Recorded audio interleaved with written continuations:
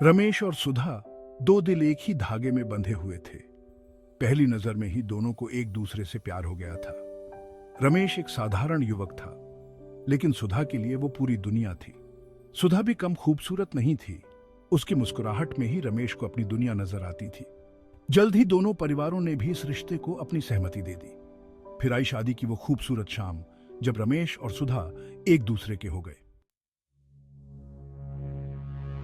सुहाग रात की रात चांद चांदनी बिखेर रहा था।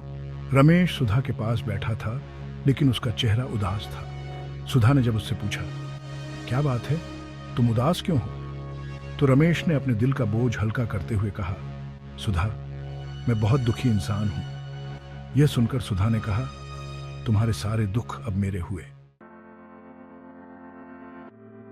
सुबह हुई तो सुधा ने घर की सारी जिम्मेदारियां अपने कंधों पर ले ली। रमेश को काम पर भेजना, खाना बनाना, घर संभालना, उसने सब कुछ बखूबी निभाया।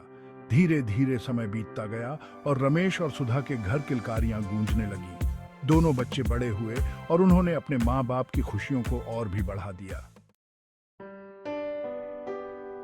सालों बाद जब रमेश और सुधा के बाल सफेद हो गए, तो एक दिन रमेश ने सुधा से पूछा, तुमने कभी अपनी खुशी के बारे में क्यों नहीं सोचा? सुधा मुस्कुराई और बोली, तुम्हारी खुशी में ही मेरी खुशी थी, लेकिन मैंने तो तुमसे तुम्हारे दुख मांगे थे, खुशी नहीं, रमेश ने कहा। यह सुनकर सुधा ने शांत स्वर में कहा, और मैंने तुम्हारे सारे दुख ले लिए, क्या तुमने मुझसे कभी खुशी मांगी? रमेश सुधा की बात सुनकर हैरान रह गया। उसे आज एहसास हुआ कि सुधा ने उसे कभी भी दुखी नहीं देखा था।